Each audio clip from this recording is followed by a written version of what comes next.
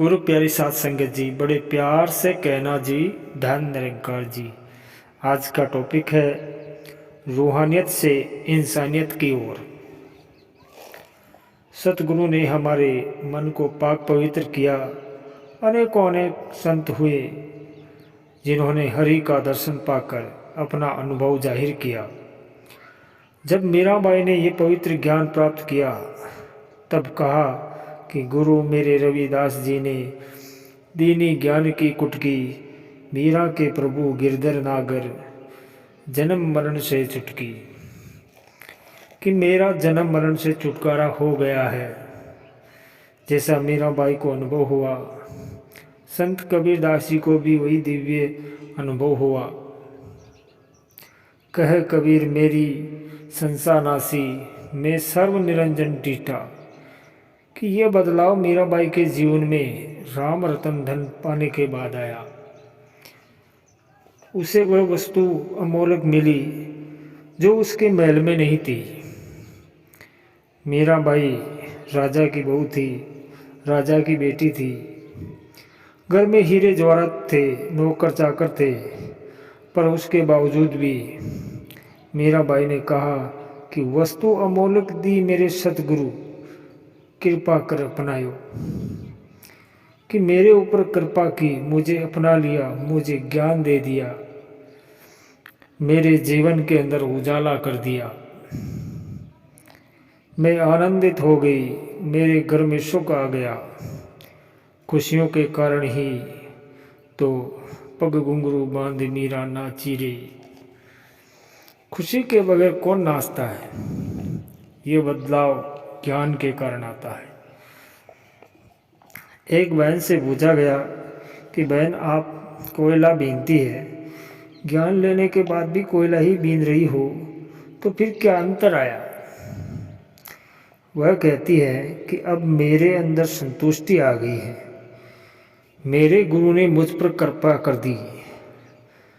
पहले रो रो के कोयला बीनती थी, अब मैं राजी हूँ जिसमें इसकी रजा है। बदलाव बहुत ज़रूरी है। कोई इंसान रोड बनाने का काम कर रहा है, पूछने लगे क्या कर रहे हो? कहता है मेरी किस्मत में यही लिखा है।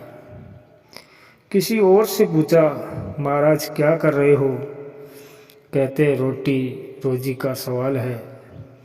तीसरे से पूछा, कहने लगा महाराज सतगुरु की बड़ी कृपा है, मैं पत्थर तोड़ रहा हूँ, सड़क बनेगी, प्रगति होगी। मैं देश के निर्माण में सहयोग कर रहा हूँ। कितनी बड़ी सोच है, क्योंकि ज़िंदगी में बदलाव आ गया। अब रूहानियत और इंसानियत संग संग है। पहले मैं अपनी बात करता था, अब मैं अपनों की बात करता हूँ। अपनों की बात ये मेरे अपने हैं।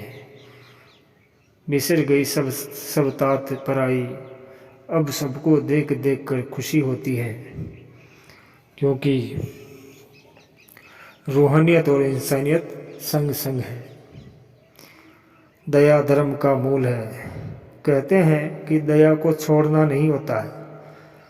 दया उसी के अंदर आती है जिसके अंदर रूहानियत आती है। जिसके अंदर रूहानियत आती है उसके अंदर ही इंसानियत आती है। इंसान बन जाए, संत महात्मा हमेशा यही प्रयास करते हैं। हमारे कान सांसारिक फायदे की बात सुनने को सचेत रहते हैं। रूह की आवाज़ सुनाई देने लगे तो रूहानियत का रंग भी चढ़ सकता है, लेकिन माया का गहरा प्रभाव ऐसा होने नहीं देता।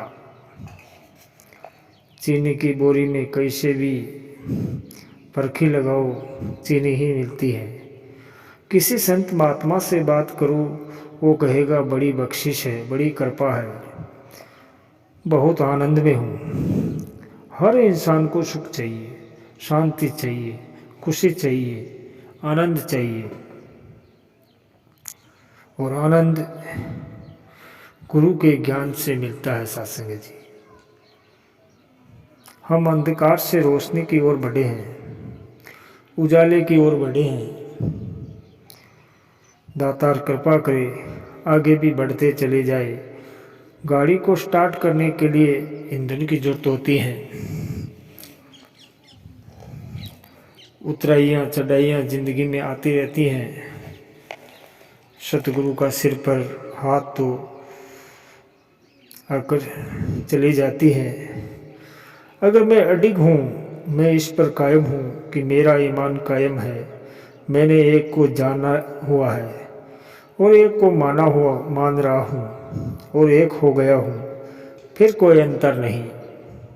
सबके साथ मेरा मिलवर्तन, मेरा संपर्क बन जाता है। मैं हर एक की फिक्र करूं, सहयोग करूं, तभी आनंद में रह सकता हूं। ज्ञान कर्म में डल जाए तो जीवन का श्रृंगार बने। सतगुरु से ब्रह्म ज्ञान की प्राप्ति के बाद मानव का जीवन बदल जाना चाहिए। ऐसा न हो तो अपने अंदर झांकने की जरूरत है। अगर जीवन का श्रृंगार हो गया, फिर किसी भी युग में रहते हैं, फिर युग सुंदर, सदियाँ सुंदर, हर पल सुंदर। अगर मानव जीवन हो सुंदर, जैसा सतगुरु चाहते हैं, हमारे जीवन के अंदर सुंदरता आ जाए। जब ये सुंदरता आ जाएगी, फिर हम रूहानियत से इंसानियत की ओर बढ़ जाएंगे।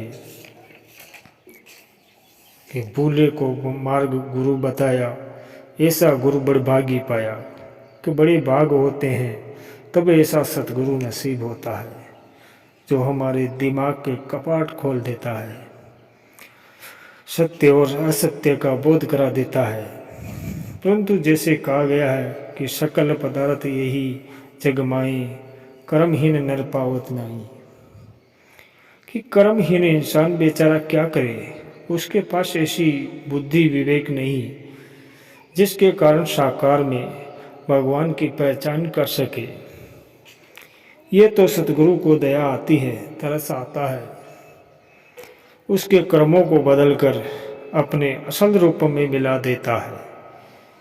भक्त कबीर जी स्पष्ट रूप से कह रहे हैं कि कहते कबीर हम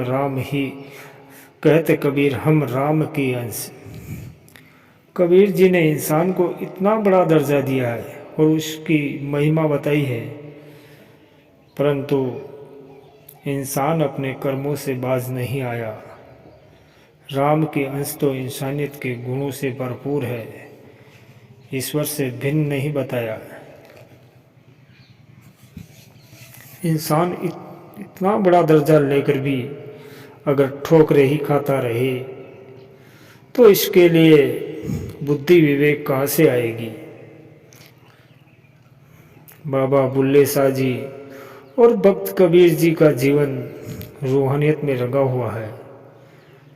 आज भी कोई इनकी वाणी पढ़ता है तो इसी रंग को खोजने लगता है। बाबा बुल्ले शाह का रूहानी रंग निराला है कि हीर रांझण दे हो गए मेले, बुल्ली हीर ढूंढे दिबेले। कि रांझण यार बगल में खेले, जित बल देखूं यारों यार, इश्क दी नवी बाहर।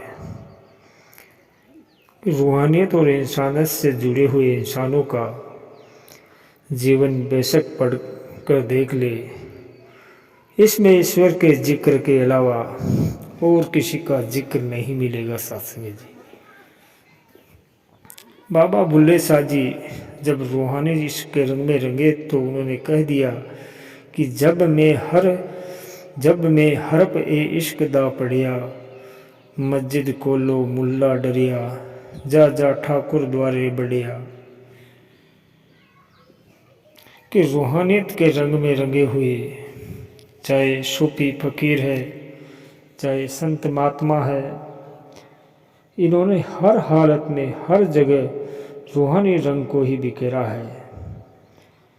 आज भी परम दयालु सतगुरु माता सुदीक्षा जी महाराज सबको इसी नाम के रंग में रंगना चाहते हैं, ताकि हर प्राणी प्रभु के साथ जुड़कर अपना जीवन सफल करे। साथ संगत जी, बड़ी प्यार से कहना जी, धन निरंकार जी।